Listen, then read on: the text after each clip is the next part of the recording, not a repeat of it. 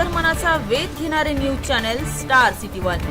राज्यातील आणि देशातील राजकीय घडामोडी पाहण्यासाठी आणि इतरही बातम्या पाहण्यासाठी सबस्क्राइब करा स्टार सिटी वन।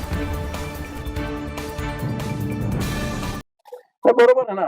क्रिकेटपटूंचा आदर केला पाहिजे, सत्कार केला पाहिजे, त्याचा निश्चित आपल्याला अभिमान आहे। आता क्रिकेटपटूंना प्रचंड प्रमाणात सगळं अशा प्रकारे ऑलरेडी बीसीसीआय वगैरे मोठ्या प्रमाणात बक्षीस देत असतात।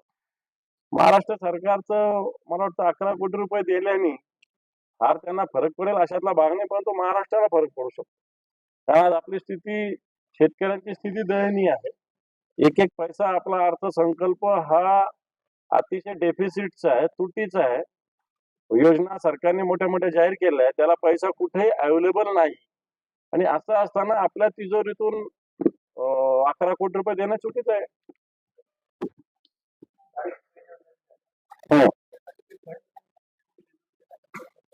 हे पण मला असं वाटतं, तुम्ही कालचं माझं बजेटचं भाषण आहे का? राज्य आत्ताच्या घडीला किती डेफिसिट मध्ये आहे, सरकारने योजना किती। आता मला एका सार्वजनिक बांधकाम विभागाच्या एका एक्सपर्ट अधिकाऱ्यांचा फोन आला। त्यांनी सांगितलं की आम्हाला 16,000 कोटी रुपये ठेवले आणि आमचे जवळपास 1,10,000 कोटी रुपयाचे टेंडर काढले। म्हणजे काय? आता मी सभागृहात बोलेल, कारण तो विषय भ्रष्टाचाराचा आहे मोठ्या प्रमाणावर। परंतु असंच आहे, आता समजा यांना विजेचं 7.5 हॉर्स पॉवरच्या याला मोफत वीज द्यायचं, वीज कुठे आपल्याकडं? आज जेवढं वीज डिमांड आहे आणि सप्लाय याचं जर केलं तर 44% वीज आपल्याकडे उपलब्ध आहे आत्ताच्या वेळेला। मग थकबाकी जी 44,000 ते 45,000 कोटी रुपये, त्याचं काय, हा एक प्रश्न आहे। आणि म्हणून डिमांड आणि सप्लाय मध्ये कॉम्बिनेशन असलं पाहिजे, ते कुठेच नाही।